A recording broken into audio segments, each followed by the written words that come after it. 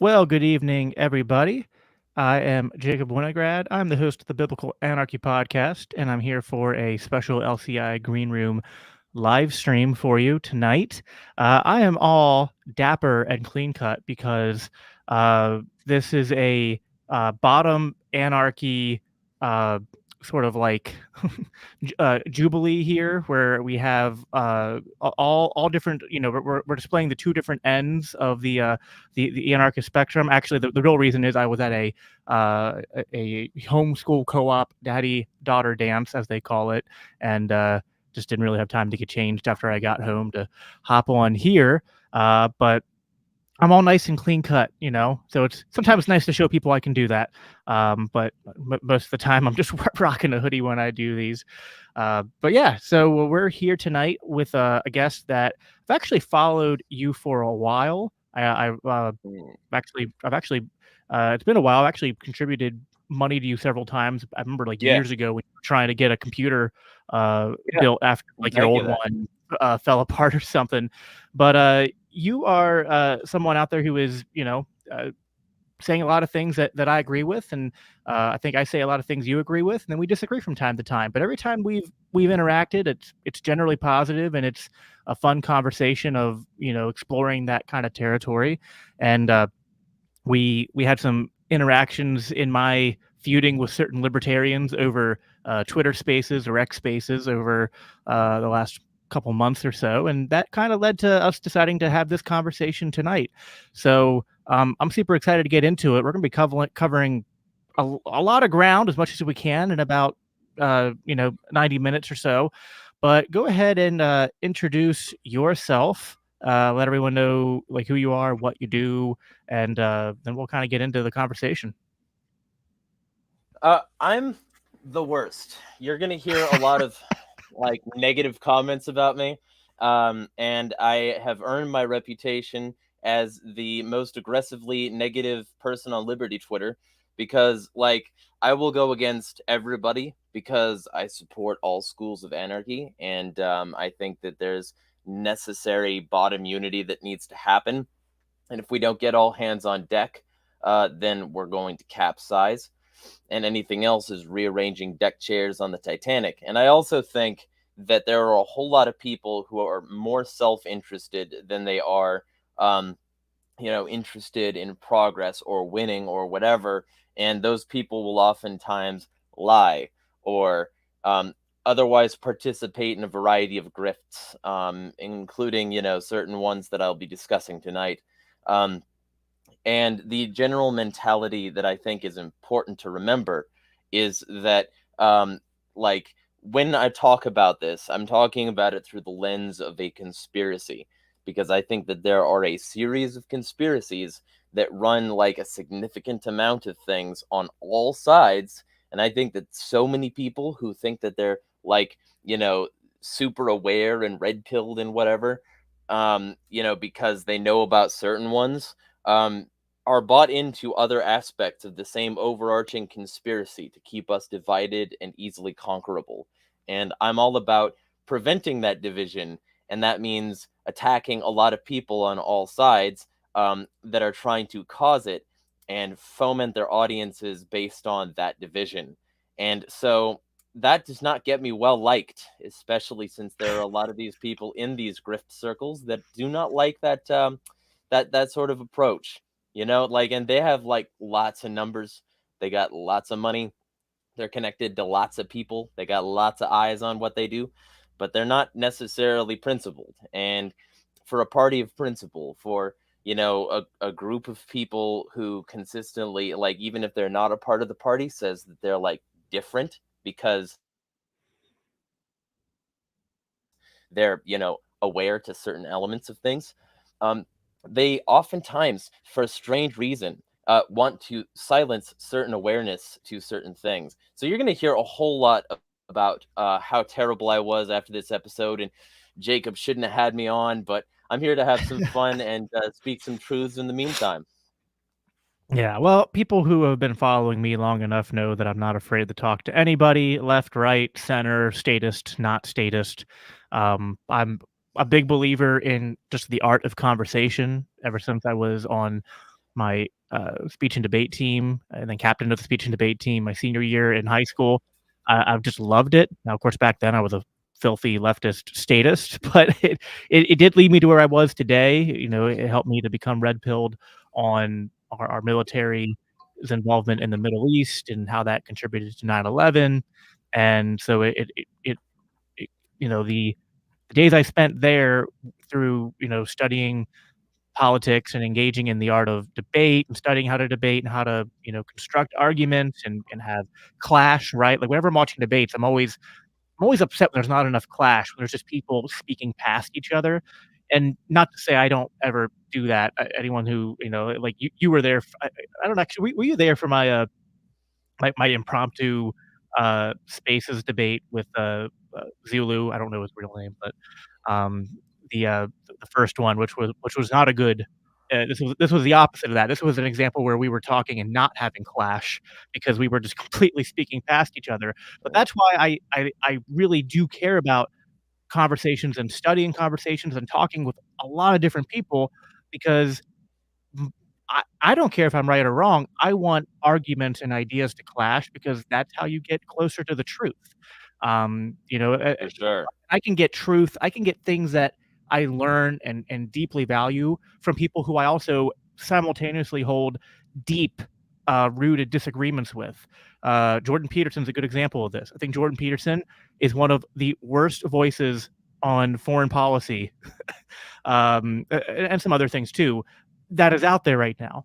Although I deeply like his psychological work and some of the things he's said, in his career, I find to be absolutely inspired. And what he this is one of the points he makes is that free speech isn't just only it is the right to criticize government, but it's also the protection of the ability to think, because in order to be able to think, we have to be able to speak, we have to be able to have the free exchange of ideas. And so yeah, that means if people don't like that I'm talking to you, they'll get over it or they won't. That's not I'm not here to uh I'm not here to cater to an audience. I'm very aware of audience capture. That's something that happens to a lot of people that get into this space. And I mean, I'm not immune to it, but I'm human. I'm human, but I try to be self-aware. And I think a good check, my check against audience capture is I have very little gatekeeping around who comes on my show.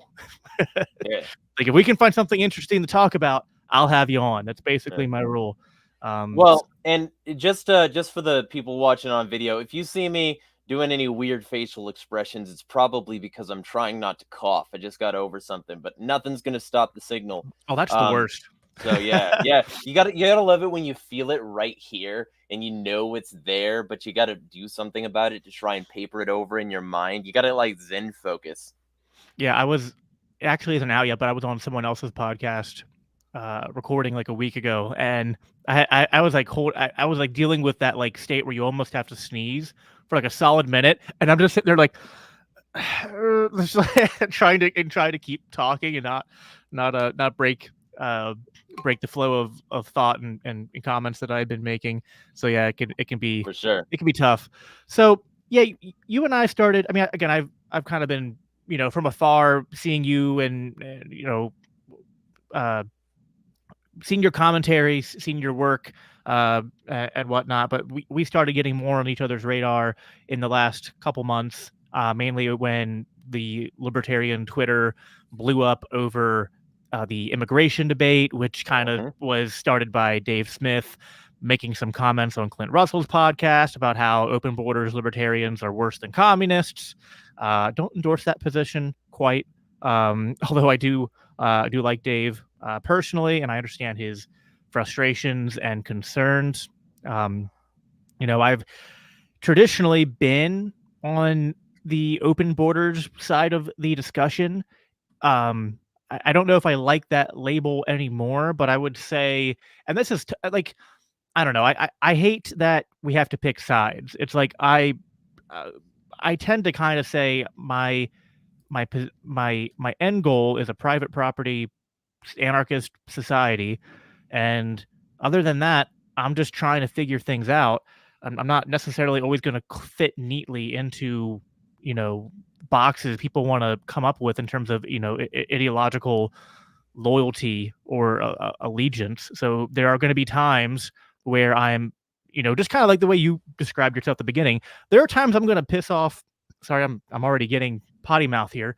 There are times I'm going to annoy the uh, Eh, the open borders libertarians, and there are times I'm going to annoy the closed borders libertarians because I find that I find areas of agreement with both and areas of disagreement with both. But what I will say is, and this might be not be made as clear in my recent content, but I am on the side of thinking that we should be trying to facilitate the peaceful movement of people uh, into America insofar as I live in this geographic landmass. I think we should be trying to facilitate a more peaceful transfer and movement of people, to and from this landmass. I'm just not sure that a open borders policy is actually one that doesn't create a lot of other external externalities that would result in more problems. And so that's why I've had conversations with Dave and other libertarians over the last couple months, including Rechtenwald and whatnot, and kind of like trying to suss out where I think some of the problems are.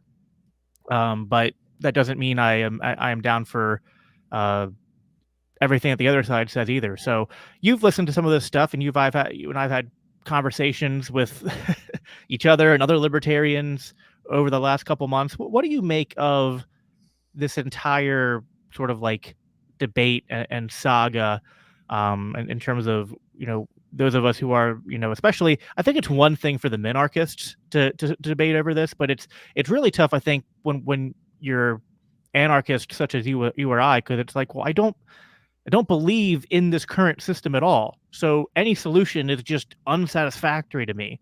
So I'm basically just constantly having debates over, I don't know, like which combination of socialism is the most tolerable, is not exactly what the conversations I want to be having, but I also recognize we live in this collectivist socialist landscape. So what do we do? Yeah, so the first thing I'll say, because I have been watching your content about this, and the person who kicked all this off was Dave, so I figure I'll start by responding directly to some of his points. So the first thing is that he brought up anarcho tyranny, and I don't like that concept. I extremely hate it. Okay. Well, we'll Because probably disagree here, but I'm yeah, interested to hear your argument. the purpose of the state is not to protect the people. And I'm pretty sure we could both agree to that the state Sure. is a gang of thieves. So the concept that because the state isn't protecting people, that's somehow an expression of anarchy, or like not like an expression of statism. I think that's the state doing its job, which is not to protect people. And because of that, like, I think that this is just tyranny, because tyranny is the ultimate expression of the state. Tyranny is what you get when the state is laid bare. And when it comes right down to it, I don't think that there's anything anarcho there. I think it's just the state being Hmm. honest. So Well, if the state doesn't protect people and it just gets what it wants, it's like, yeah, that's what the state does. And given that that's the definition of anarcho tyranny, that's exactly what the state is. I don't see any purpose in calling that anarcho tyranny, except to say that there needs to be more layers of government in order to control certain elements of the government. And to me, that's the opposite of the solution. To any anarchist, that should also be the opposite of the solution, because you're dealing with, like, a fundamental seeding of values. You're dealing with the idea that if it was arco tyranny, it would be more pure or better somehow. I don't think so. I think that that's exactly what we have, and it's saying anarcho because it wants to be edgy about the concept. Okay, so I don't know exactly how Dave defines anarcho tyranny, but I will say, like, what I mean by it, get your response to this, All right. is that so if we understand the ideal is the market is basically as a force, right? Not a centralized entity, but just as the market as a mechanism, as in a Misesian sense, how human action and human incentives and what play out in human voluntary agreements and arrangements and transactions, that the market is what is the the best arbiter of human interactions. And in different spheres, what we're advocating for is that the market be allowed to just be untrampled on, right? So in Sure. in defense, right? So whether that's people defending their own property or people having some kind of means for dealing with violations of their property, we think the state is not only a bad solution for and provider of defense, but actually it, just by its very nature, violates people. Like, it's like we're going to violate your rights and steal from you in order to protect you from people who might violate your rights and steal from you. So it's a complete, like, logical contradiction. Mm-hmm. But what so using defense as sort of a way to map this out, we want to privatize defense. Now, what we don't want is the state saying, you're not allowed to defend yourself. You're not allowed to hire anyone else to defend yourself.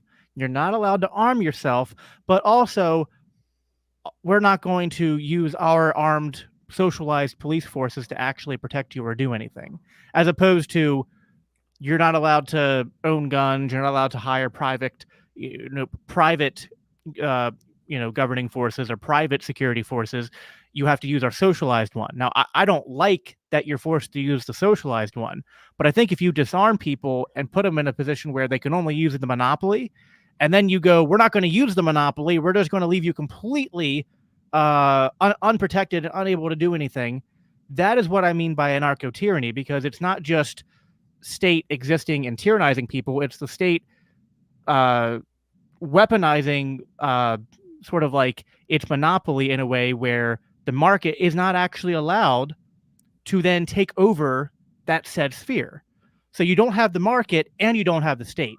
So I guess the reason why it's called anarcho-tyranny is because the anarcho is a descriptor of the fact that the state is not performing a service, but it's So still tyranny because the state is not allowing the market to come in, and so it's kind of a unique type of tyranny. Now, maybe there's a better label for it, but I guess it's the reason that we would say we describe it is because, like, when people hear anarchy, they think, well, it means the state not doing something. So it is kind of like, well, well, not me. when the state's not using its monopoly to do something, it's like, well, the state's not doing it, and our point should be like, yeah, but they're not getting out of the way to let the market do it. Well, so 3 responses to that. Anarchos is the root of anarchy. It's anarchos. The idea is that you are not a ruler and you will also not be ruled.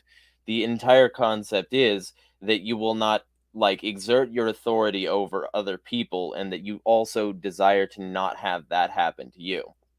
That is what anarchy is. It's not the state didn't do something. It's if you desire to rule through a church, if you desire to rule through an abusive relationship in your house, if you desire to rule through any mechanism that makes you into an archonic structure, then we don't want you. And archons are not simply stuffy bureaucrats in suits. They aren't men in crowns. They aren't people in robes, or on horseback or in tanks or jets or whatever. They aren't people who have undergone a specific ritual and who wear a specific signifier. They're people who exert their authority over others. The state is one form of archonic structure, but it is far from the only one. And so, if, for instance, somebody says in anarchy, you would be able to beat your wife, I would say, try it. I want an excuse. And then the second thing that I would say is that, like, so it's not just against the state. The state is just one type of gang that we're against. Yes, I would agree Um, with all that. Yeah, and so because of the other two things, um, the state is, according to Max Weber, and like people who support this particular mentality, um, the monopoly of the legitimate use of force. And what that means is that in its nature, the state would be, quote, anarcho tyranny, because the whole mechanism of the state is to tell you you can't use that legitimate force. Um, you have to subsume your authority over that use of force to us. That's what the state does by default. And tyranny is simply the biggest expression of that, which means that my final point is that the state will always lead to tyranny, and the state, in and of itself, is not anything more than a monopoly on those services, telling you you can't do it while telling like everybody else that it will be the only people who are able to do these sorts of services. And historically, I haven't seen a whole lot of good examples of states that actually had their people's back, that actually had like their people's interests at heart, that did what their people needed them to while also serving that monopoly. The monopoly might have occasionally dripped down some power to seem legitimate. They might have occasionally cleaned some stuff up. They might have occasionally done the right thing so that they could appear magnanimous. But it's always image management. It's always perception control. It's always designed to keep the people in line because these people are noble rulers and you wouldn't like the alternative.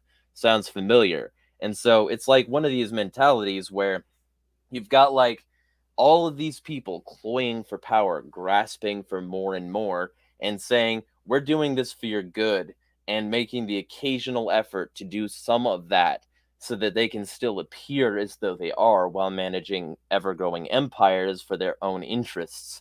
So it's not anarcho tyranny, it's just what the state always was. And if it's tyranny, it's the state in its purest form doing its best job at being the state. It's not anarcho. It's the gang telling you you better pay your protection pay or we'll you up. So Yeah, I mean, I see your point. I guess, the the approach that I'm coming from is that, and I make a distinction, and most of us at LCI would make this distinction. It's actually the distinction that the book Faith Seeking Freedom makes. I make a distinction between government and governance, and I think that there is a right role in society for governance, not that it should be centralized, not that it should be done in a way that, again, it has to be logically consistent. You can't say we need to uphold property rights by violating property rights anytime you say that to non sequitur. But there should be a means of arbitrating and protecting property rights, or if you don't like that term, you could say of protecting people from aggression, protecting people from having their rights violated. There are different, yeah, sure. yeah, there's different ways to parse it out. But the point being that that what I think you and I would agree on is that because anarchy certainly means that, yes, we reject the idea that there should be a master or a ruler. Now, as a Christian, I'm going to parse, add the qualifier on the horizontal realm of man and woman with their fellow man and woman. There should be no master or ruler in terms of someone who would, claim the right to initiate force or violence and claim that they are supreme over other people, that they are, above others in terms of their right or status or etc. I obviously think that there's a difference between that and the vertical relationship we have with God, but that's a separate discussion. In terms of the horizontal relationships, yes, we reject the idea of a master or ruler, but that doesn't mean that we reject the idea of rules, right? Like society should have rules, and those rules should be based on, on I would call it natural law, but you can come up with different names for it. But the point being that then, so the state isn't the only, obviously, I agree with you, the state isn't the only entity that can become a archist. The state is just, the state is the the at least in this stage of human society, is the entity that seems to have gone pro to the largest degree in terms of becoming anarchists. But yeah, I Right. mean, any person or any entity could even do that too. Churches have done that. People have done that. It's ultimately. And ultimately, we were actually talking about this a little bit pre-show. It's like ultimately these collectives using terms like the state is kind of just we're talking in fantasy land, and I like using Sterner like language here. Like the state is really just a spook. We're Mm-hmm. using we're using very fantastical language. We're using uh, you know we're using words to describe uh, things that obfuscate what's actually happening. It's like we're saying the state does this. Like, no, the state is just a label for people, and so Mm-hmm. we need to reduce it down to the fact that they are people. And generally, what the state is doing is it's saying, hey, you know, we have decided by our silly little council and vote and put it to a piece of paper that you're going to give us 50% of your income, and if you don't do that, then men with guns will at some point through some means Mm-hmm. show up and do some stuff to you that you Yeah. probably won't like. And so there's no difference between this is like the fundamental, like if you read Anatomy of the State by Rothbard and there's Yep. other anarchists who have made this Statism and Anarchy by Bakunin. yeah, like there's no difference ultimately between the mafia and extortion racket and the state. And so we need to pull away that colorful language, and so I agree with you on that. But in terms of so the myth that the society currently operates on is that, well, we need governance and the state is the only arbiter of governance. And so we as anarchists are often pointing to the state more often than not in terms of saying, like, no, we need to live in a free society where we have governance that operates along a moral principle that is actually logically consistent. And we're going to point out all the ways in which the state deviating from this causes massive harm, massive distortions. And so we're telling people that the solution is for the state to uh, cease to exist, to stop claiming that monopoly. Um, it is true that the state asserting its monopoly is tyranny, and I would say it's also true that when the state prevents people from prevents the market from being able to be exerted in a certain area, that is also tyranny. So you are correct in a sense on the most fundamental level that describing this as anarcho tyranny is is not the truest label. I would agree that it is really just tyranny upon tyranny. And so uh, like a few responses. Like the first thing is like I'm not sure that society runs on that myth. I would say it runs in spite of that myth. Like well, like there's most people, if you press them a little bit, they're not crazy about the government. Like some aspect of it, whether they blame the red team or the blue team, it's still the same like mentality of the government did X, Y, and Z, and that's why I don't trust them. And if only we got our people in charge, everything would be running awesome. I disagree, which is why I'm not involved in party politics except to throw stones from the sideline. But like basically, my mentality is in this regard.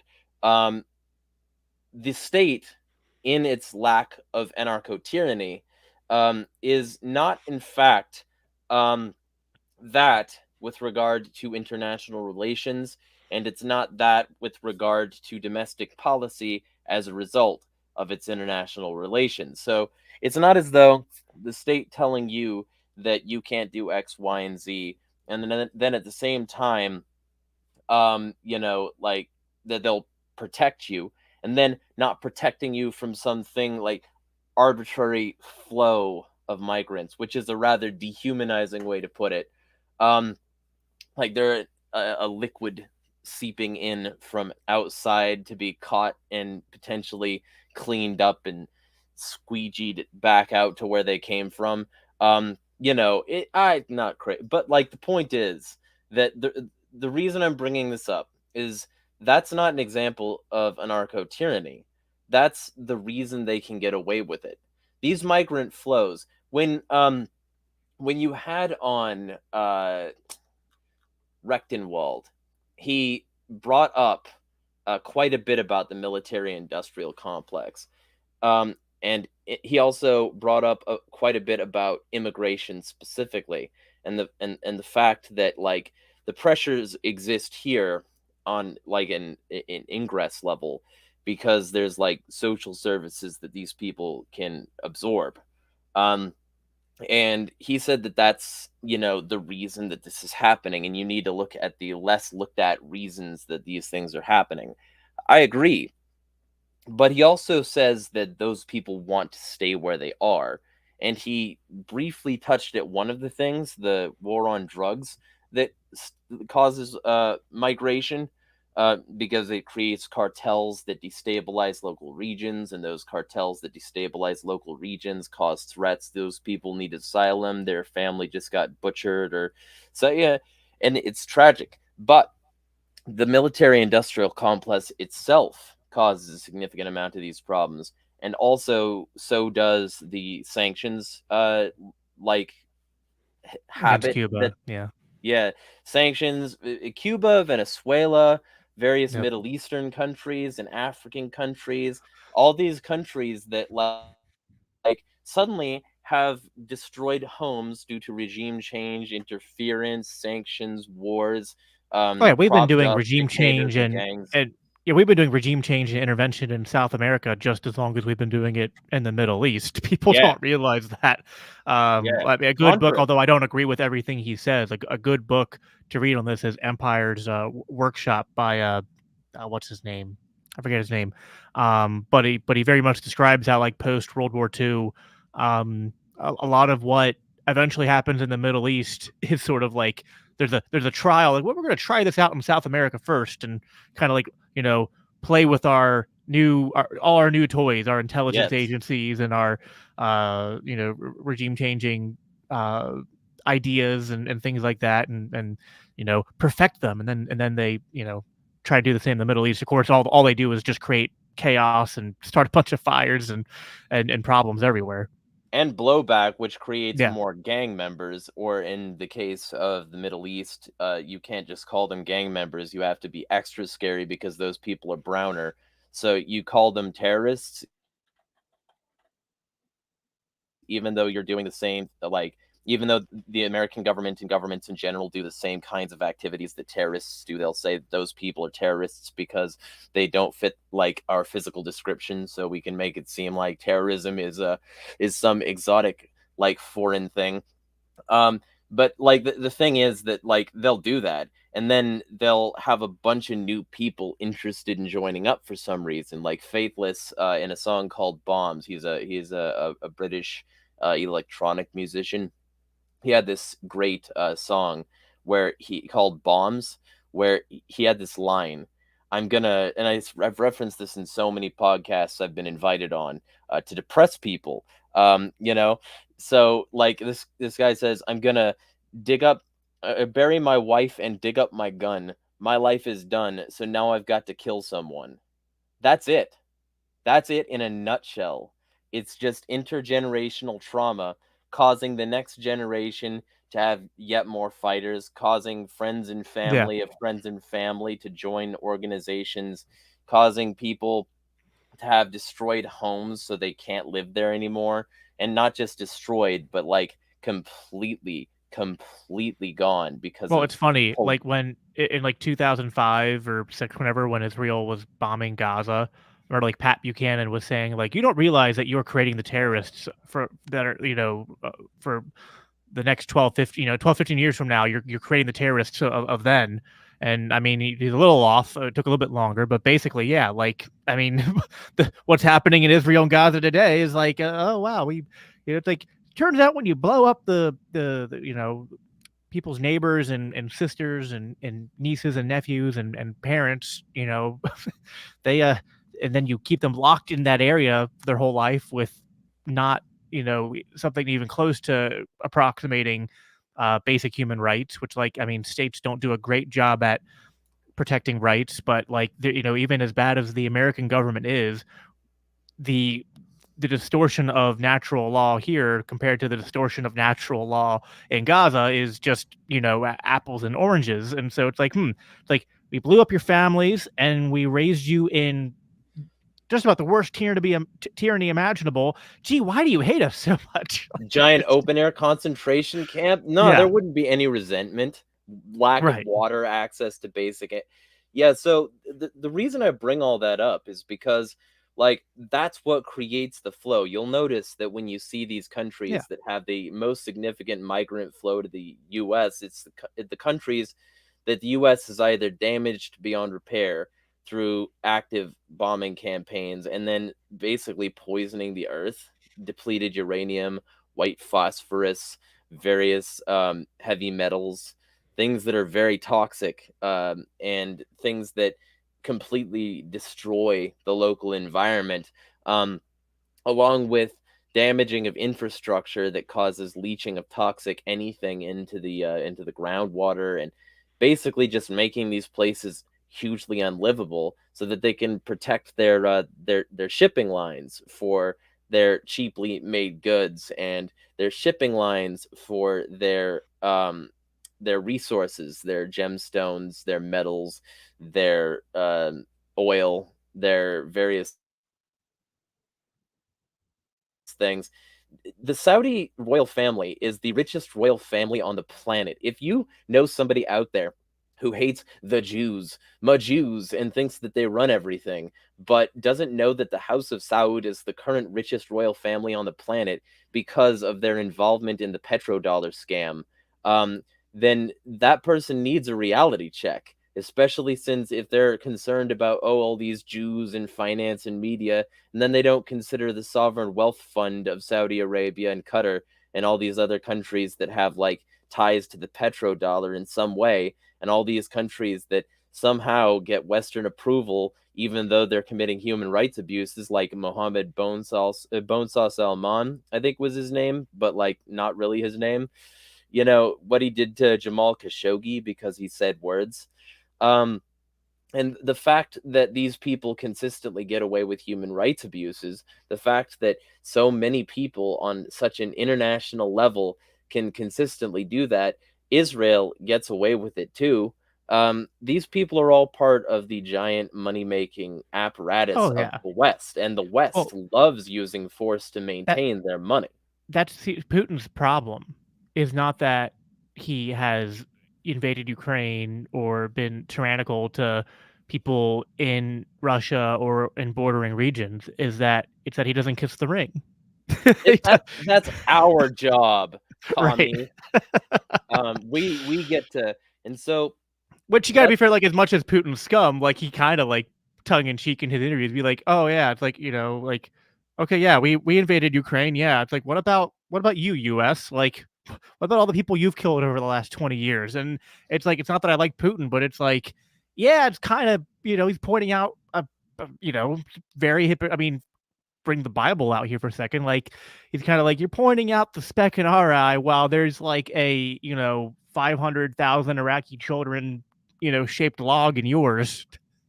Yeah, and just to be clear, everybody out there who has not yet read Matthew, especially if you call yourself a Christian, read Matthew. Even if you don't call yourself a Christian, read Matthew because it will be very useful in your conversations with people who call themselves Christians. And it'll be useful in your own personal life. Even if you're not a Christian, you can use Matthew to really amplify your life in a lot of ways. It's literally the best book in the Bible as far as I'm concerned, especially Matthew 7, where it gets real down to brass tacks, and that's 7:4 you just cited.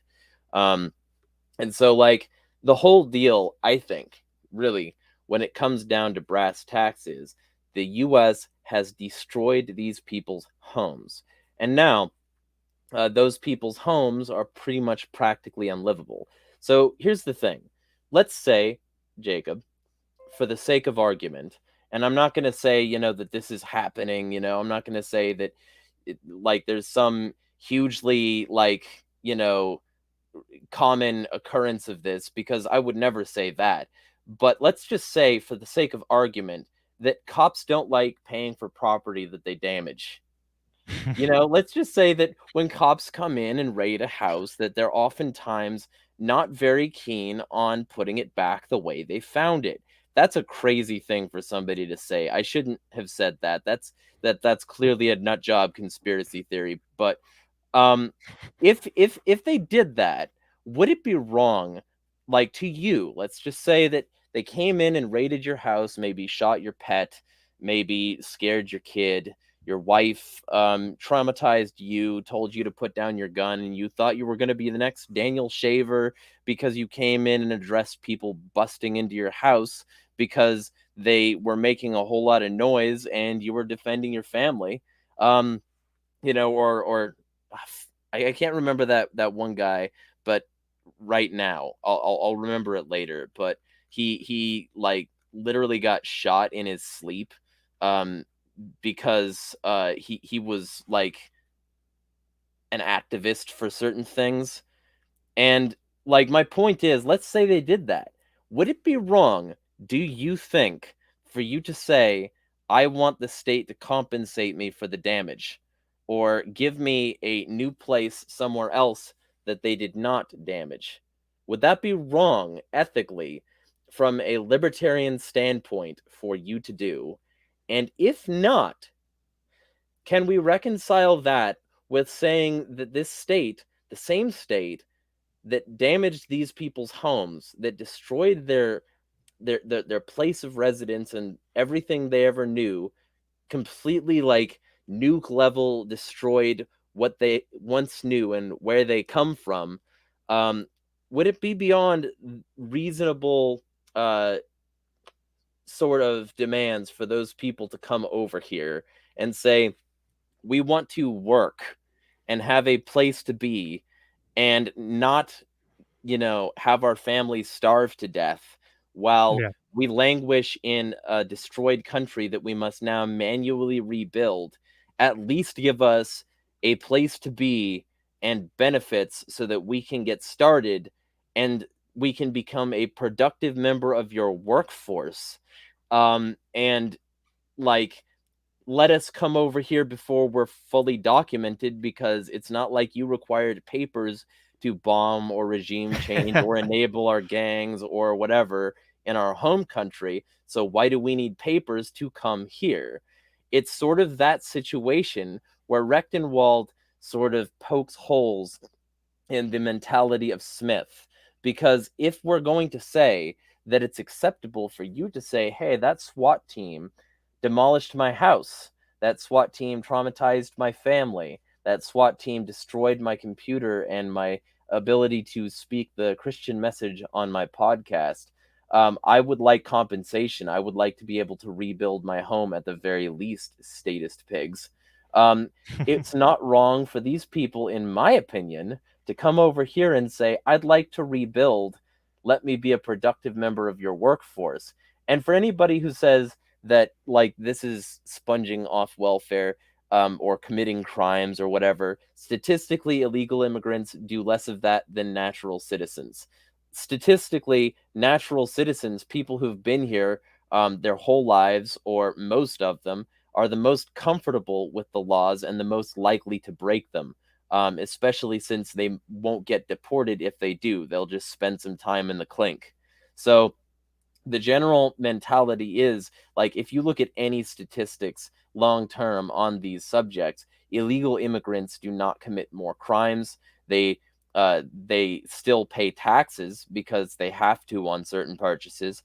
They still like are productive members of society with a lower rate of unemployment because they came here to rebuild or to get some semblance of, stability or peace, and they didn't come here to just be lazy, so they aren't. That's the vast majority of cases. And when you get down to these brass tacks, it's like it's less of a flow of unwelcome people, and it's more that the opportunities exist here and have been completely destroyed elsewhere. And these people have no other option, and that's why they're leaving. Mike put it really well when he said that they don't want to leave their homes. So I wonder why they do that. It's almost like there's both external pressures and internal absorption from the Right. Well, programs and things that could help them get like some semblance of stability here that was robbed elsewhere.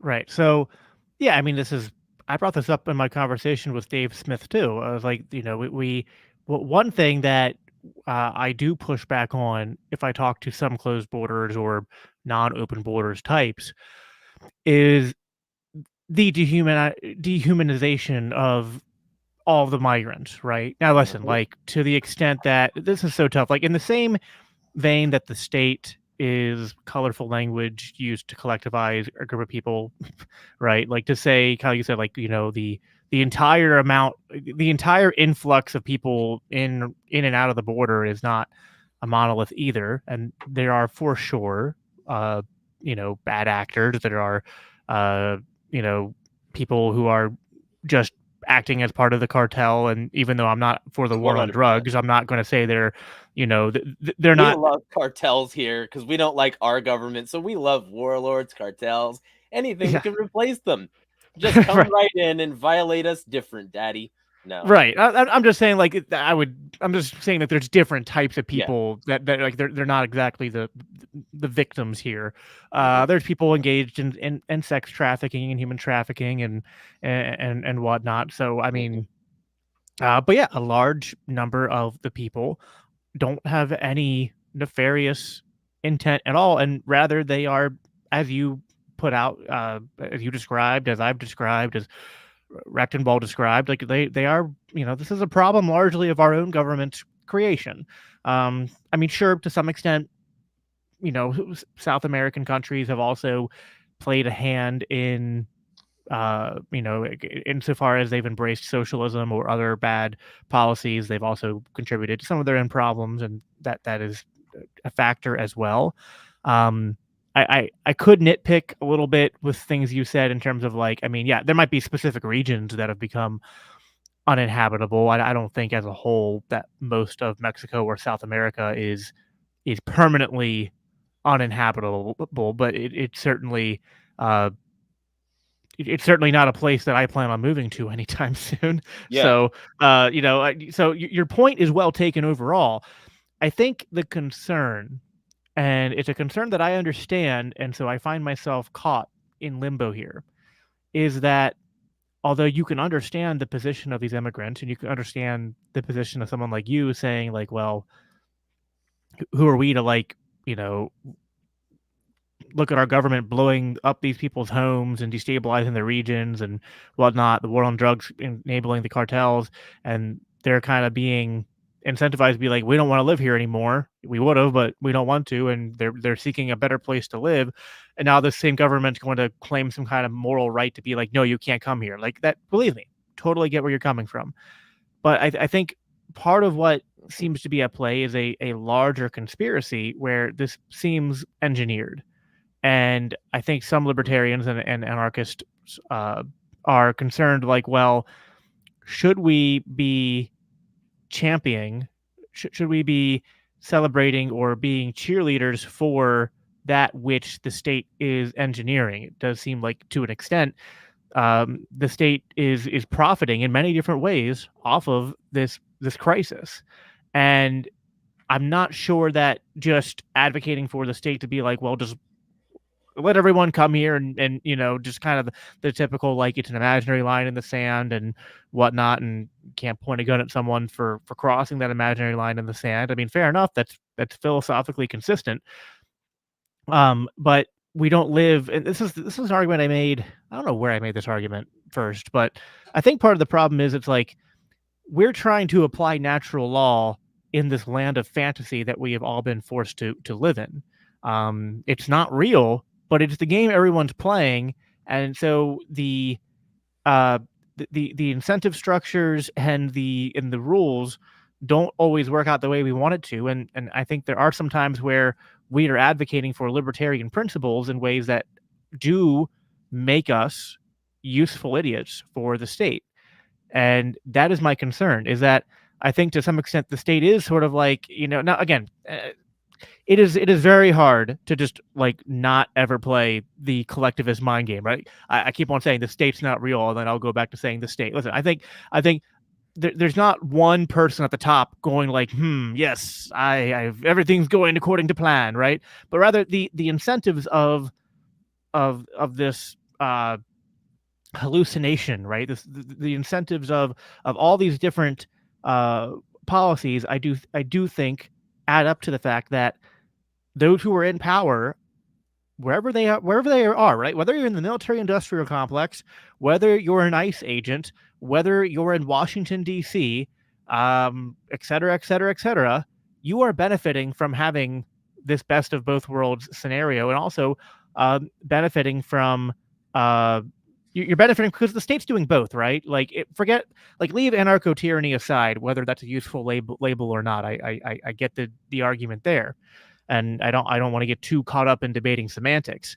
But the point is, what we do have is on the border, the state selectively, as it does in all things, picking winners and losers, but it selectively saying a lot of people can't come in, and then at the other time just kind of going like, come on in, right?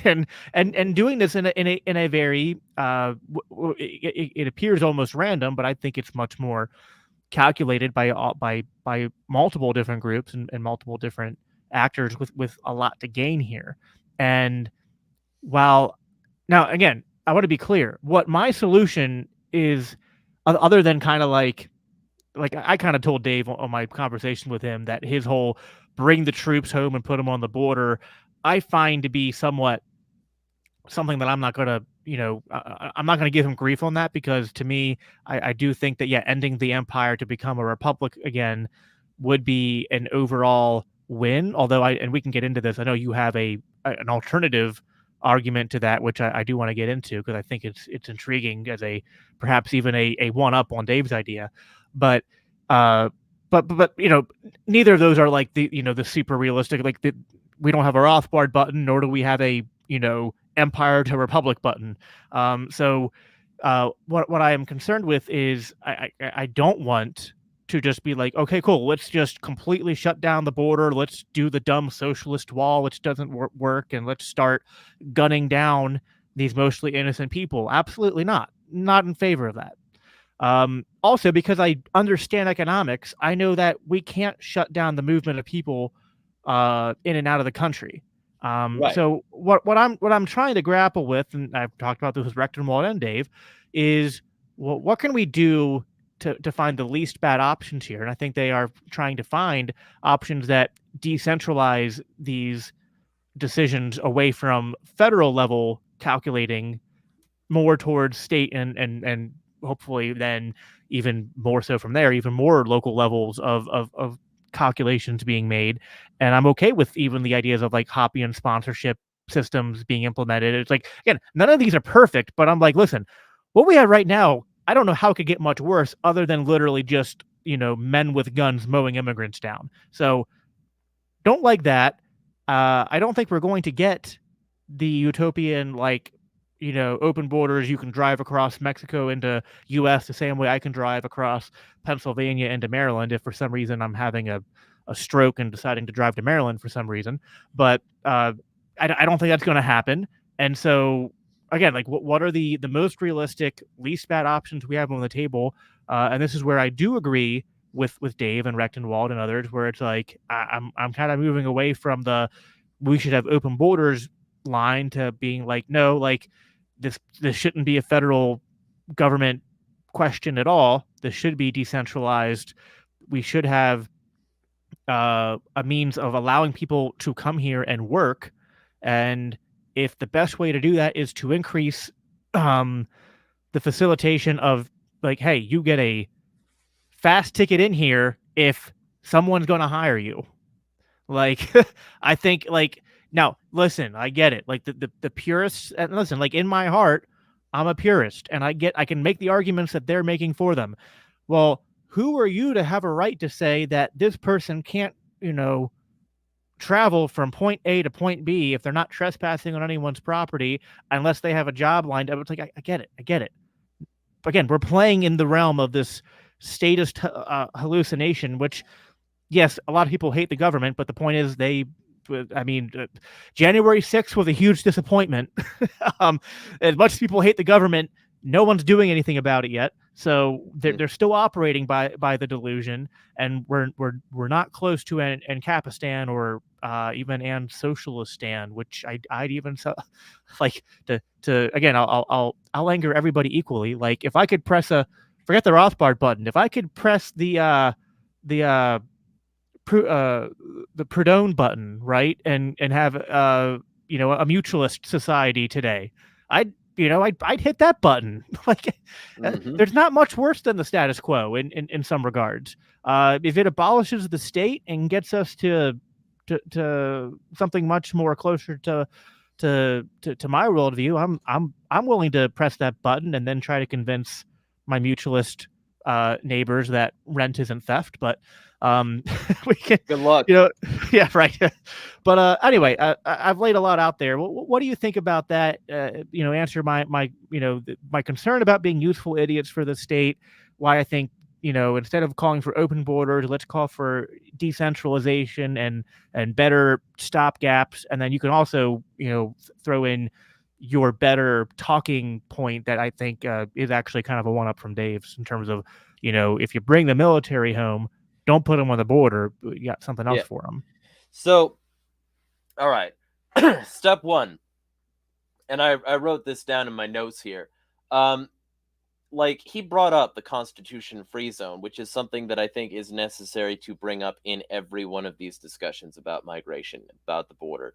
The Constitution free zone is 100 miles. It's a strip of the entire border of the external United States.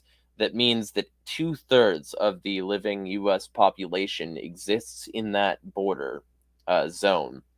That is a Constitution free zone. They can do so many violative things in that zone if they believe that you are like party to some sort of like foreign corruption, blah blah. Um, so because of that, we have massive enforcement already. We don't need martial law, and the like sheer amount of people who are simultaneously willing to share that image where it says like oh, these countries clearly want war, they put their countries so close to our bases, and it's like yes, so let's put all of the people that are making up all of those bases in that Constitution free zone. That's not at all a recipe for martial law, Dave, I'm sure. But like let's be clear here. The troops shouldn't exist. It's not that they should be elsewhere and still like a function of the US government. It's that they shouldn't exist. Um and like the Department of Defense is a joke. It's not the Department of Defense. It's always been a Department of Offense and protecting the offenders, sometimes the sex offenders as well, if you look at the UN.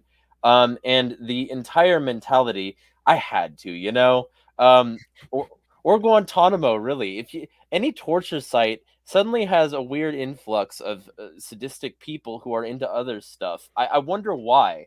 Um, It's like that there's always that I don't know if it's a meme or just a talking point, but it's like there's two types of libertarians.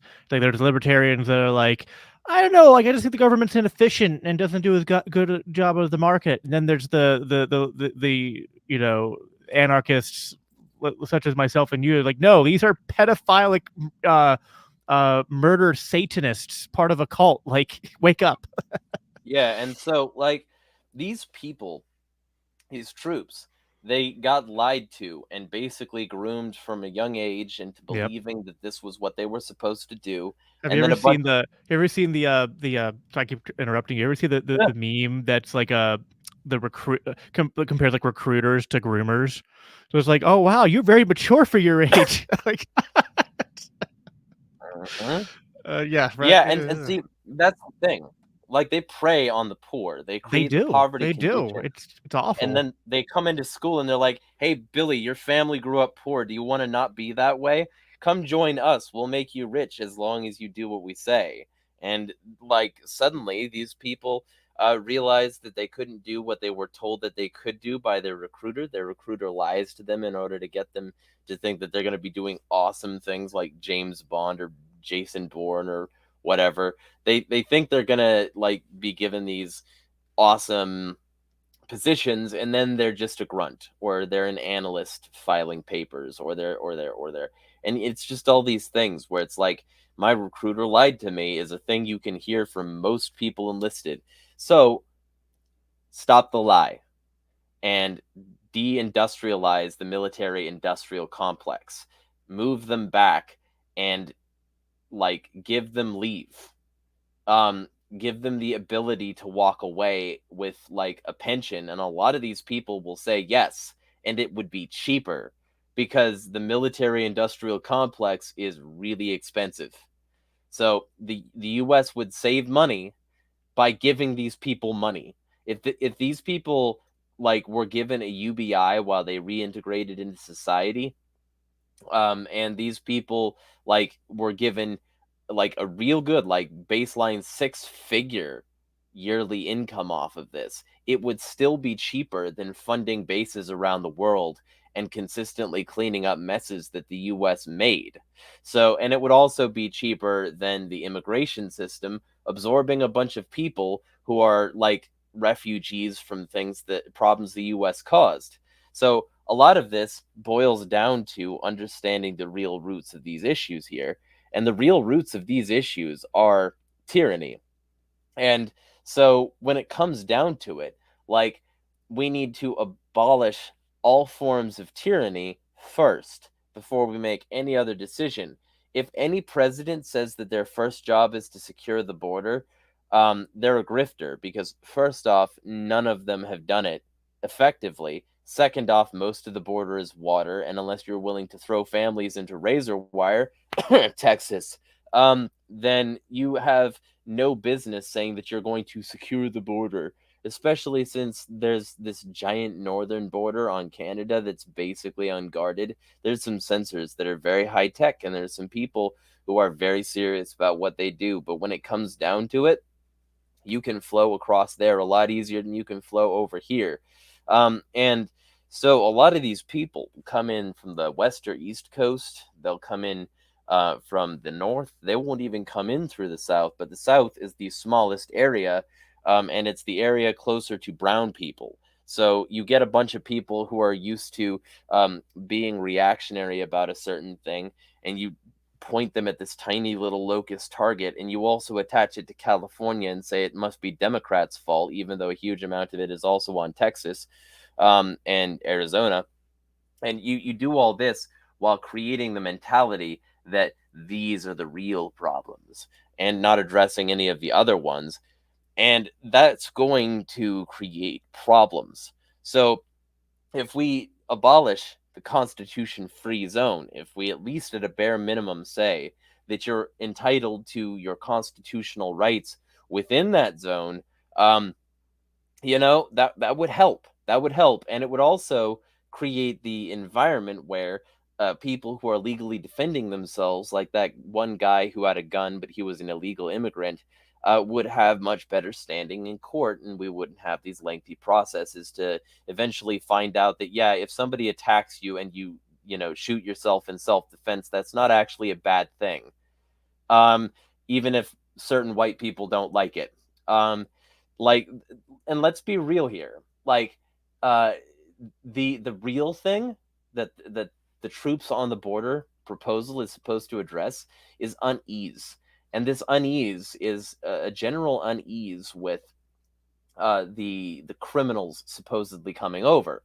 But not only are there criminals coming over, but the vast majority of criminals are here. And the vast majority of criminals came here, or sorry, were born here and didn't come here. And so when you come down to the conclusion here, I wrote this down. This is my sort of homage to the paleo to the paleo support platform, the paleo propositions that Rothbard had. Unleash the Second Amendment, bring the troops home, and make them militia members. So the Second Amendment has all this stuff about, like, shall not be infringed, but it's also that other militia part. And the Democrats like to lie that means that the U.S. is, specifically the militia has to be regulated by the U.S. government, ignoring that regulation does not, in fact, have to come from the government at all. Um, and we can well regulate ourselves just fine, thanks. Um, and these people like could come back and actually do some heckin' homeland security for once. Wouldn't that be neat?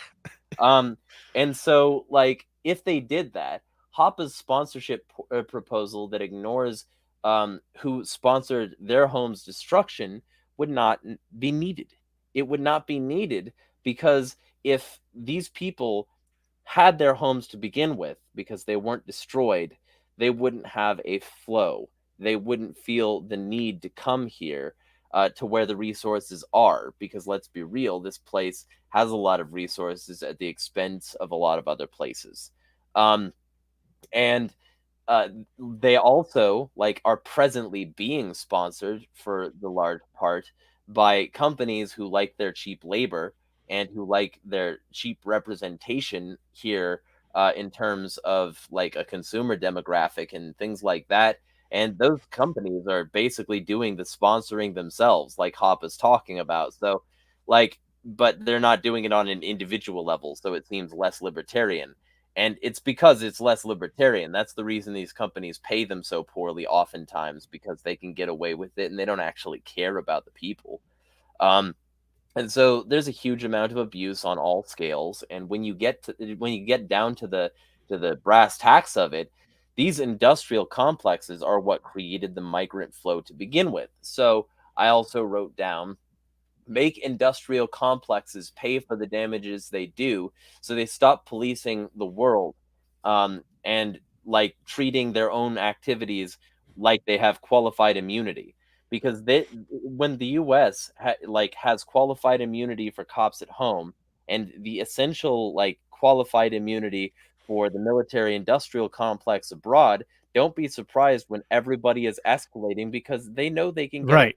with it. Which, by the way, is like people will often get this backwards when they hear people like me or Scott Horton talk about like the Russia Ukraine stuff. They'll be like, "Well, are you saying that what Putin did is good?" It's like, no, like apply the same freaking standard. Like, yes, what Putin did is bad. Now, look at our own government for the past 100 years. Like, come on. Exactly.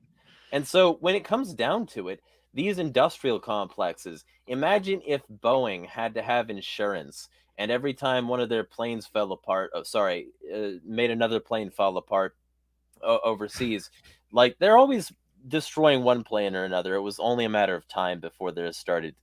Anyway, um, so like imagine if they had to pay out higher premiums, the more civilians their products were used to kill in like basically murder campaigns that they knew were murder campaigns.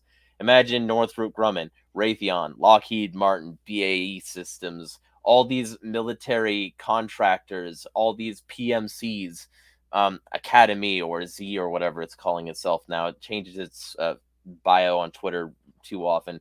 And like, imagine if that was the thing. Like, they had to pay out higher premiums because they damaged another country, because they caused problems, because they caused a whole bunch of civilian deaths, environmental catastrophe, and other various and sundry things.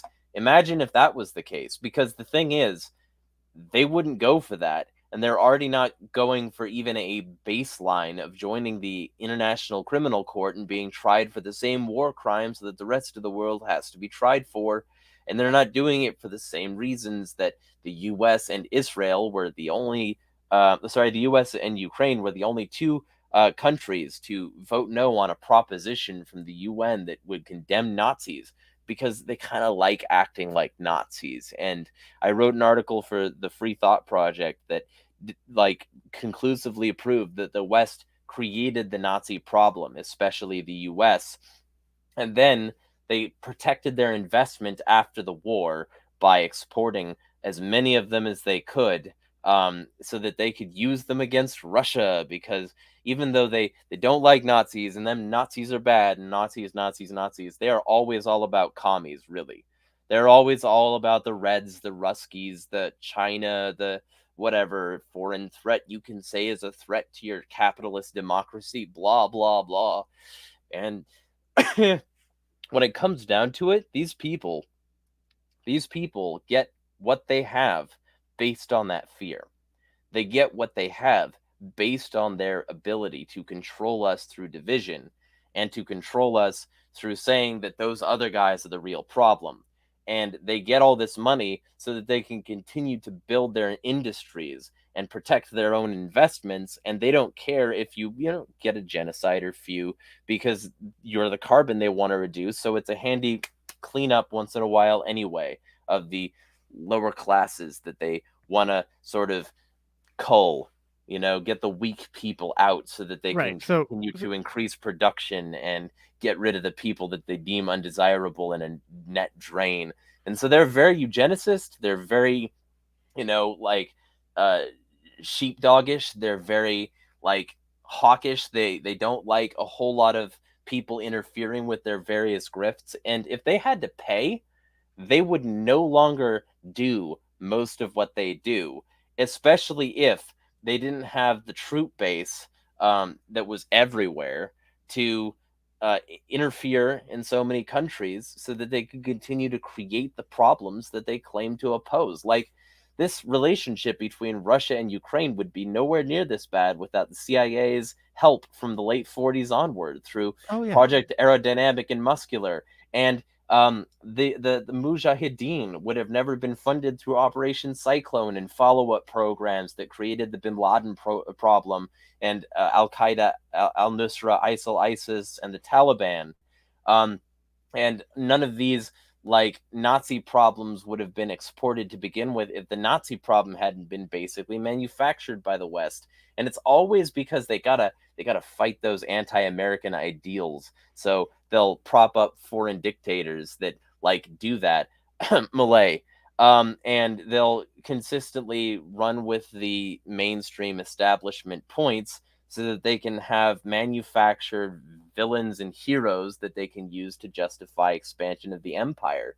And if they like had to actually reel it in and finally do some homeland security, some national defense, if they couldn't just go out there and have a good time bombing some like, Asians or some Middle Easterners or some Africans or some South Americans or some Mexicans or whatever they want to bomb this week that isn't white, they can, they would actually have to defend us.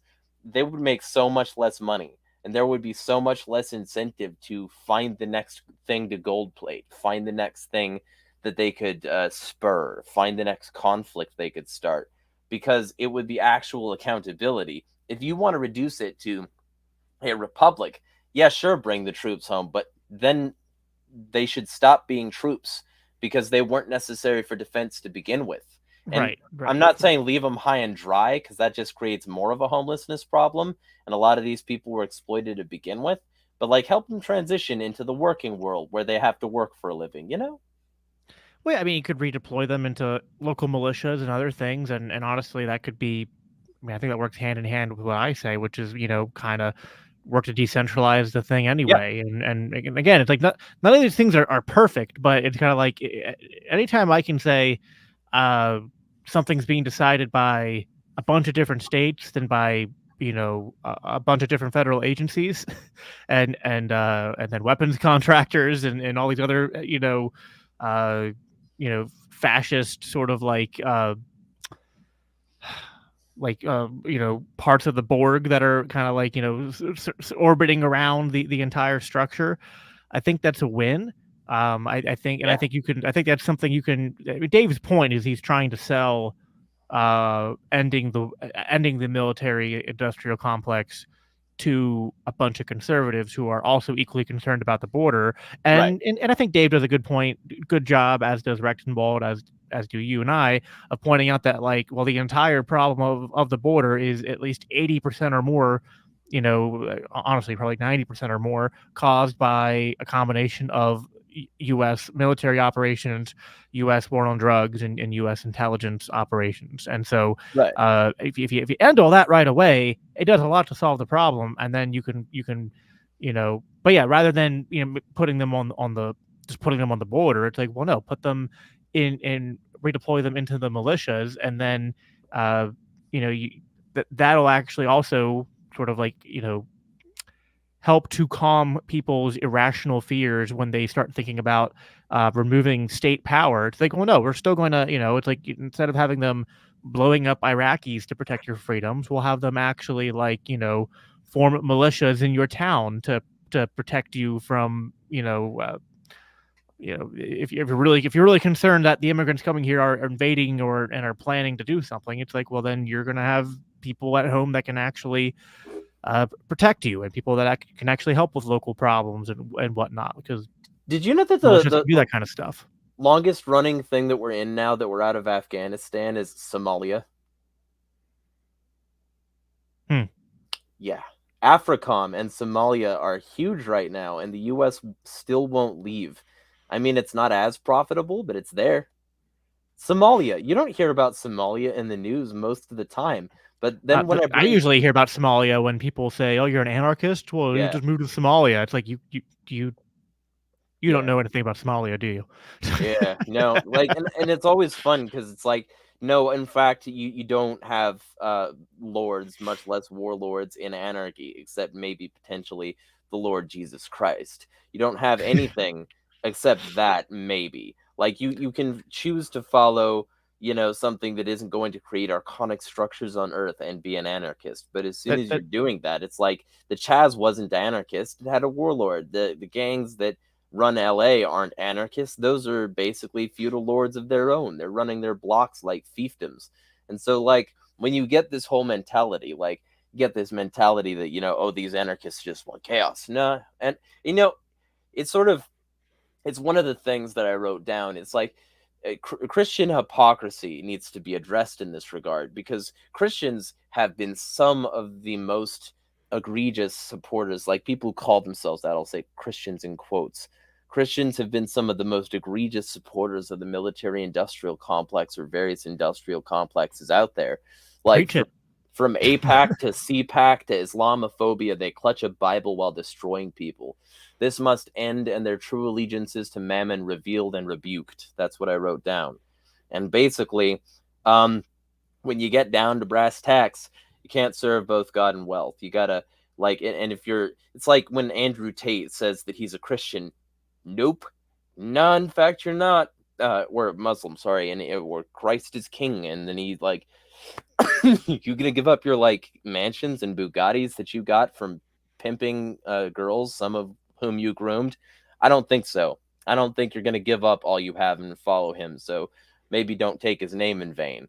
And like, that's a huge amount of these people who pay lip service to Christianity and then do the opposite. Like when you went on with I think it was Matovic, and you had this conversation about the stream or the video thing that that the Daily Wire guy, I can't remember his name right now. Andrew Klavan, Klavan put out, and where he was like, oh yeah, Christ is king, but also here's a bunch of reasons that you shouldn't do what he says. And it's like, yeah, sure. And the Daily Wire has been a huge progenitor of this. They've been hawkish from the start. They're also massive bigots, which I hate. Like, you can't profess anything relating to Judeo-Christianity or Christianity specifically, and then say that you should eradicate trans people. You know the biggest recruiter to leftism and atheism is in America? It's the church. Yes. To 100% the church. And it almost pushed me that direction, because it wasn't until I actually went back and read the Bible and actually realized that they were all wrong, that I was able to like kind of reclaim sort of historic Christianity and plant my flag strongly in that. But being raised in sort of the conservative Republican, neocon Christian environment I was like, yeah, I don't understand. Like, this doesn't make sense. Like, I don't see how we can reconcile the teachings of like, I understood the character of Christ, but then I'd be like, okay, and we're, blowing like Jesus says, that what you did to the least of these, you done unto me. It's like, cool. So we're saying, hey, Jesus, here's a tomahawk missile. like what? I think this makes no sense. This makes absolutely no sense. And so yeah, like I'd be like, well, this religion must be, crap, right? Like conservative, like freedom, because your conservatives like to pretend they're, for freedom and limited government and things like that. So like all that must be crap. And then you realize, oh, I know They just don't. They're just LARPing. Yeah. They're just LARPing as Christians. And by they I mean mostly like those who were loudly championing on those drums. I think there's a lot of people that are just kind of like following along and not really paying attention, not really, you know, they're uh, they're happy to kind of stay out of it and just kind of believe what they're told. But even that, I would have a strong word for. And I spend most of the time my podcast trying to tell Christians, like, if we say Christ is our king, we should realize what a serious statement that is. Yes. Because first of all, if you say Christ is king, that is essentially declaring treason to every nation in the world, to every political structure in the world. It's essentially, uh, to say Christ is king is the most subversive, anti-imperial, anti-state uh, religious proclamation that you could possibly make, and somehow it's been completely bastardized by at least Western Christianity into something the complete opposite. And so it's absolutely. I mean, listen. If only Jesus would have said that there will be those who said that they did all these wonders and works in my name, but he'll say, "Depart from me, I never knew you." Yeah. Yeah, and just to speak on that briefly, because I have to bring this up. Your episode with Carrie, like where modesty was discussed. Mhm. People like Jocelyn Glaybach are prime hypocrisy examples. That's the redheaded libertarian. Josie was not just posing for a calendar. It wasn't just any calendar. It was a calendar designed to sell a brand of beer called Conservative Dad's Ultra Right Beer. And Conservative Dad's Ultra Right Beer came out with a bunch of ad campaigns around the same time as the Dylan Mulvaney thing came out to say that we're not like that trans person accepting beer company Bud Light. If you want patriotic beer, you can pay us 5 times that amount and we'll send you probably fine beer. And it's like this lifestyle brand that is making a lifestyle out of alcohol, and saying we're going to make our political statement by not supporting Anheuser-Busch. We're going to get our beer from a right-wing company, and that'll stick it to them. Yeah, I mean, And I think that whole thing is just kind of useless virtue signaling, or yeah, like it's the useless playing of the culture war.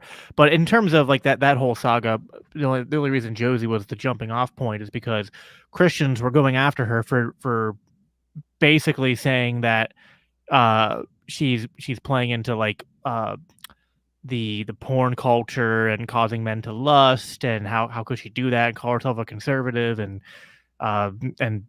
like, have you read the part where Jesus said, if you're lusting after people, then mhm, get it under control or cut off your eye, like your yeah. choice. Like, But and like I get that, right? And that's also part of Matthew, by the way. Again, yeah, great book. But the thing I wrote down here is that it's designed to arouse the viewer to drink alcohol at the very least. And sex sells, which is why they also had people posing in swimsuits.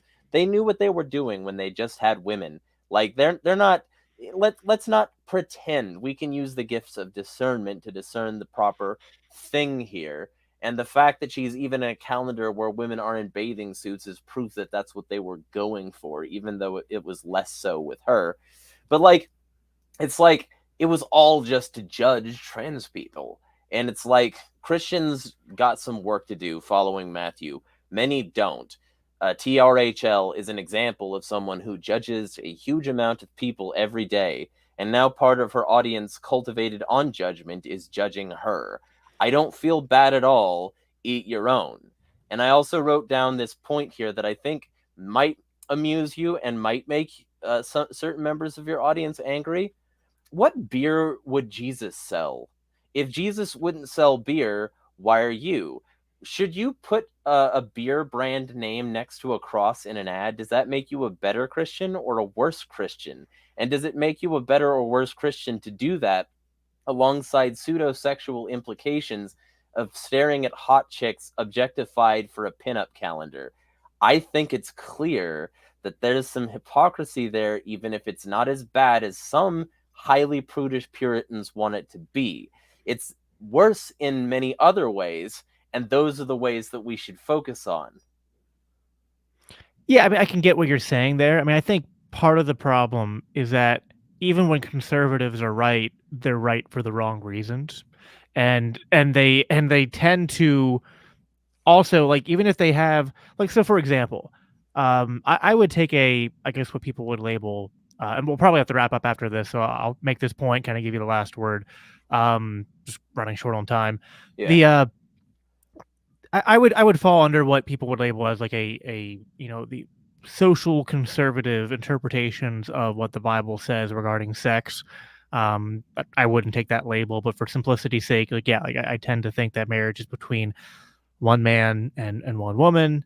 I think that homosexuality is outside of what God prescribes for human sexual relationships. I think that transgenderism is uh, a result of the fall, and I think that people who are confused about their gender, which can happen for a lot of different reasons, but uh, I don't think that it is proper from the Christian worldview to encourage people to be like, well, if you're having discomfort with your identity as a male, that this is evidence that you should actually transition to live your life in some way identifying as female, because I think that men women are different, and if you were you know born as a man, made as a man by God, formed as a man in the womb by God, that I think you are a man. And we could say you're a man who struggles with masculinity, or a man who struggles with feeling comfortable in their body, but I am not down for saying a trans man is a man or a trans woman is a woman. I you know I can't get there.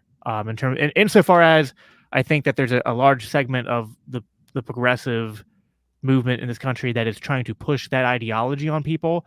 I say no. I do not, like to me you're almost pushing a religious claim, and it's just that doesn't match up with my religion, so whatever. But my problem then is that, so conservatives will generally agree with what I said, but then their response is, yeah, and also fuck trans people. I'm sorry, I just cursed on my own show, but like, it's basically to be like, no sympathy for these people, no compassion for these people, to dehumanize these people in the same way that they'll dehumanize immigrants or they'll dehumanize other groups of people, They'll call is them to be like, groomers too, with no evidence. well, they view, and listen, I'm not trying to, because there could be an equal problem being like, I don't want to necessarily come across as saying like we should go around like looking down upon these people with pity necessarily. Is not even the right way I would describe what I'm saying. It's like, no, Jesus would just say I love think, them as anyone else.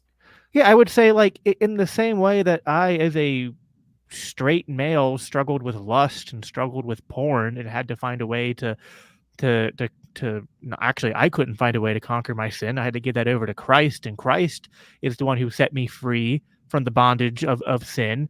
Well, if only that was something that maybe, if only there was some apostle who last name rhymed with Saul, or or Paul, would have written about the bondage of sin, and our enslavement to sin, and how only being given a new heart could set us free from that. So much of this would be solved if Christians just read their Bibles. But listen, there's nothing separating me before Christ to a trans person, other than that both of us are enslaved to our sin and in need of a savior. And my prayer for that person, my view of that person, is going to be through the lens of Christ, and wanting the best for that person, and thinking in the meantime, while they're stuck in their sin, I probably shouldn't be advocating for violence or oppression or dehumanization towards those people. And conservatives are just so bad on this.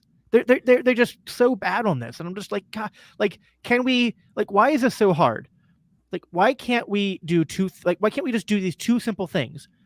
Why can't we just stand on what is biblical norms of right and wrong, while also following after Christ's example in terms of how we ought to treat and love our fellow man?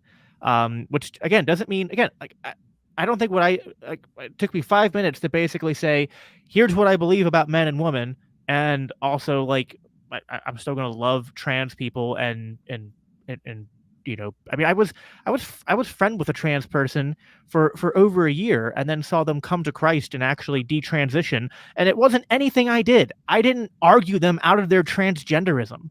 They on their own transitioned to live as a trans woman, and then after doing that for a couple years, said, actually, I don't want to do this, and actually I feel like I've had a spiritual experience where Christ is calling me to be a father and to have kids and all that. And I was like, awesome. Like, and I was friends with this person the entire way through their journey, and at no point did me going, "Oh, you're not really a woman," like, So or saying, like, "Oh, you're actually just a groomer, you're a pervert." Like, none of that would have helped them in their journey. So it's just, I don't know. I think where you and I, and like, we could go for hours, I'm sure, which would be fun, in terms of finding little ways to, like, uh different ways to parse out the way, strategic ways of rolling back statism, rolling back authoritarianism, rolling back tyranny, and trying to push people, bit by bit, out of that authoritarian mindset towards a mindset of liberty.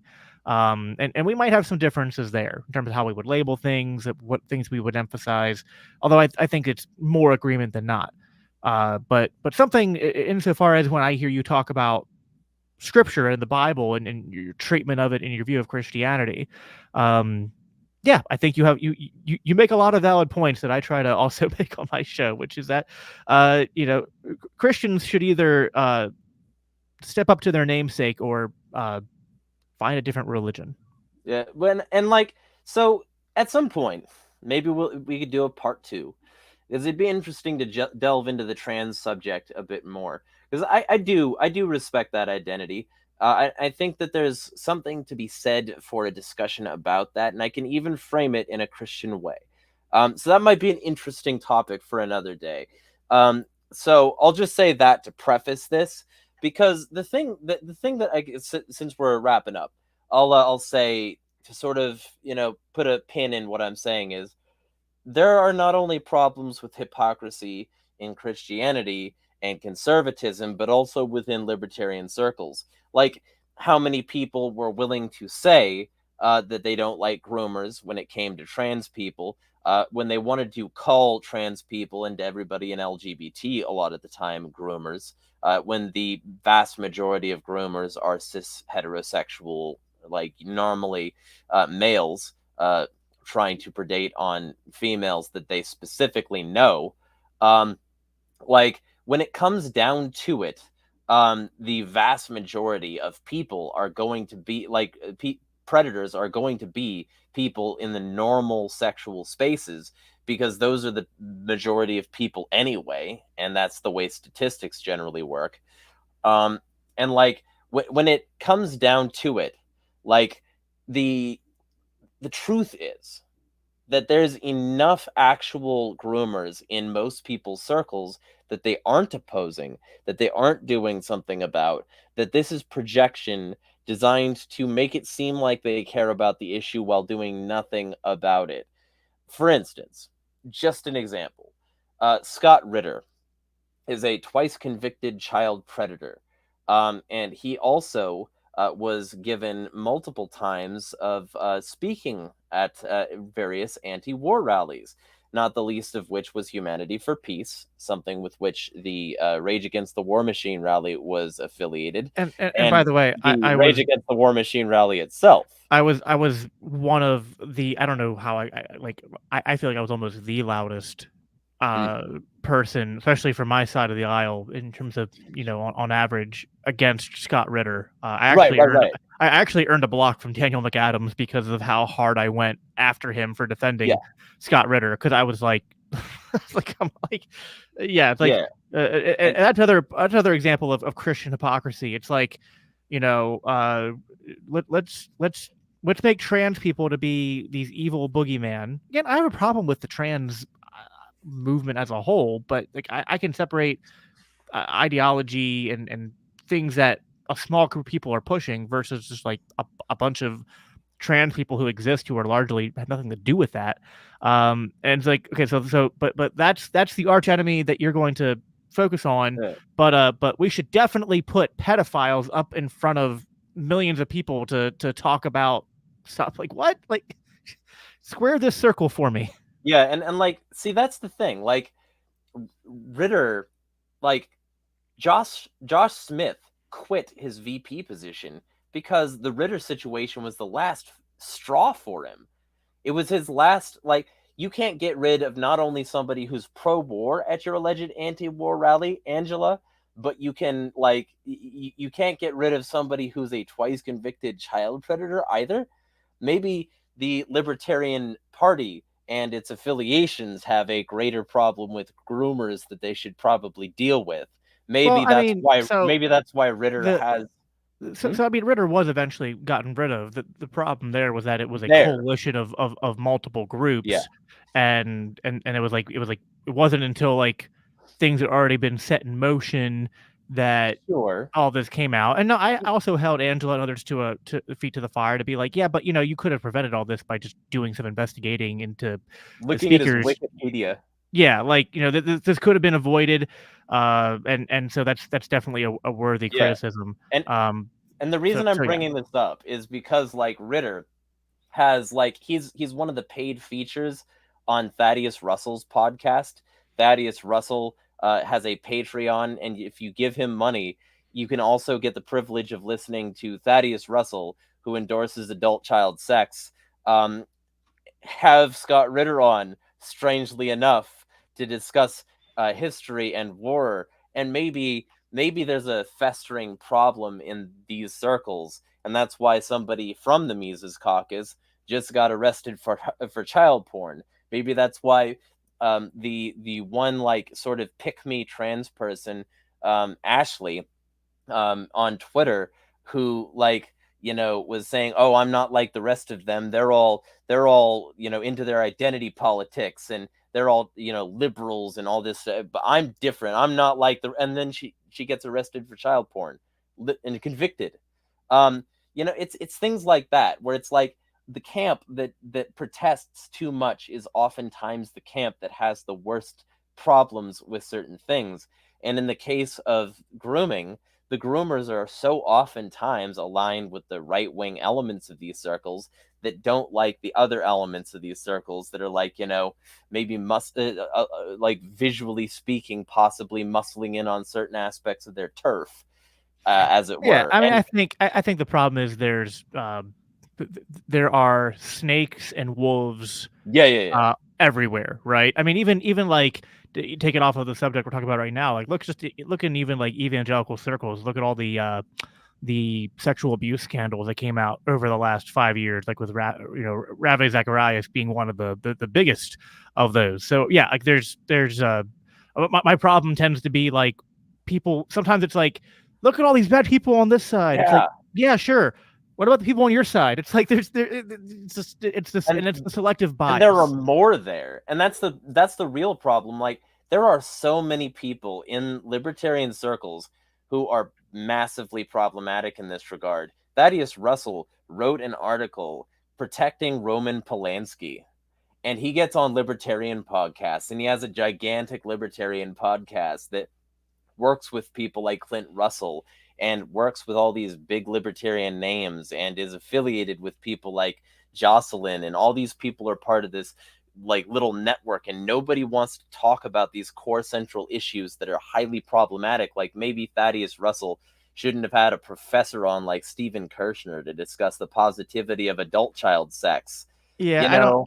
I haven't looked into all these things regarding Thaddeus Russell, but I do know that Yeah. every time I've heard him talk about the subject, I want him to stop talking. So I mean, Yes. And it's he's straight.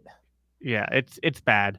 There there And there are. Although to be fair, you've also seen some of the libertarians I've went up against who were upset with me about borders, who say also very cringy things about these subjects. So yes. it's And it's again, it's a problem everywhere, and I'm just yes. but that's why.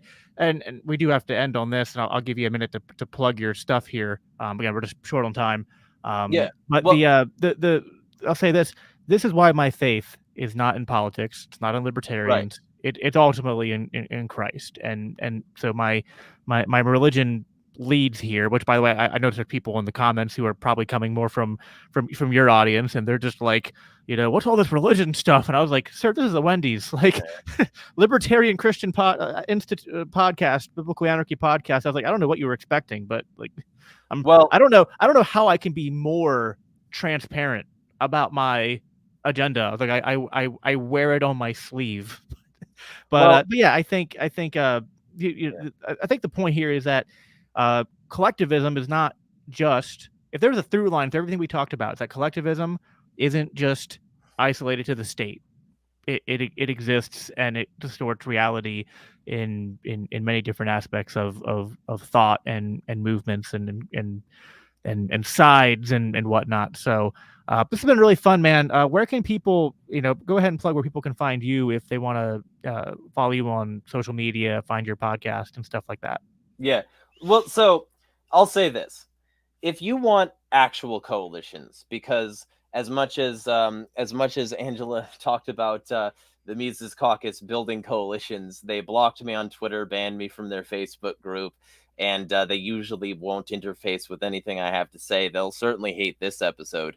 Like, when it comes down to it, I'm all about coalitions. Like, I'm all about building them, like, left, right, center alliances at the bottom of the political compass. As long as you seek to neither rule nor be ruled, as long as you're not like one of these people advocating book burnings, because those books were mostly science and art and things that the Nazis didn't like, and controlling that mentality in the name of stopping degeneracy will always be a bad thing. If you're down for actual coalitions, like, I'm down. You can find me on Twitter, at Facebook, everywhere at Insanity is Free. You can also find an article I wrote, one of many to come, on the Free Thought Project. You can find many articles and podcast episodes that I've done at Agorist Nexus. And there's one on the way against Millet, because Millet is an incredibly corrupt person, and so is everyone who supports him. Yeah, I might have to bring you on at some point to even do because a lot of the people I associate with, including LCI associates, are huge Malay fans. So I'm actually like I'm very like I don't know who's right. Like, I hear both sides, and I'm like, I want to see, again, like we talked about at the beginning, I like to see ideas clash. So I'd like to see people clash on Malay, so I can kind of suss out, where things are at on this. Yeah, I would definitely debate a Malay supporter. And that's the thing. Like, Mike knows me from elsewhere, and like, I'm all about, like, supporting authentic anarchist efforts across the board. And when it comes down to it, like, Christian, like, atheist, Muslim, whatever, it doesn't matter to me. I will support you if you seek to neither rule nor be ruled. And the general mentality that I have, like, you can find me at all those places. You can find me, like, I have a Discord, like, I have plenty of different ways to interface. And all the places you'll find me, like, talking real verified conspiracies and oppression and all this stuff, because so many of these people, they will invent things so that they can be upset about those things. They will create problems. They'll be like, the U.S. government creating the Mujahideen threat and then saying, we got to fight them terrorists. They'll, foster and fester a bunch of the worst people and then say, oh, heck, there's so much oppression. I wonder where that came from. Well, the Koch money that you're affiliated with says it probably came from you and your people, the right-wing echo chambers that you're building, or even some left-wing echo chambers that don't like me much either. Like, I'm an echo chamber buster. So if you're in for that and down for real coalitions that aren't going to ban me for opposing Malay like the Mises Caucus did, then feel free. I'm everywhere. I am not omnipresent, but the faster I get, the closer I get. Yeah, no, that's good. And yeah, insofar as, like, listen, I have my my general leanings. Like, people know, I've generally sided more with, like, the Mises Caucus, Mises Institute side of the movement, but I'm not partisan, and I'm willing to break rank. I'm willing to have conversations with people I disagree with. I'm willing to even like you've said certain things about Dave or Angela or others, people that I like and agree with a lot. And I don't even agree with everything you said about them, but it's like I'm not going to spurg out and be like, uh, there. And I actually think that's one of my criticisms of the Mises Caucus is that they tend to spurg out too much on this kind of stuff. And sometimes it's warranted, but more often than not, it isn't. So, but yeah, this was a lot of fun, man. I hope to do it again sometime. And yeah, Yeah, if you're down to do that debate over Malay, I might actually get with you extremely. and try to set that up because I think that'd be good for the movement, good for everybody who's trying to suss out the truth Bring me there. your best anti Yes, pro Malay yes. gladiator. I will step into the arena. Awesome. Cool. All right. Well, thanks again for coming on. Thanks everybody for listening. And yeah, I will end the way I always do, even for the non-Christians in the audience. But yeah, I will talk to you next week. Until then, live at peace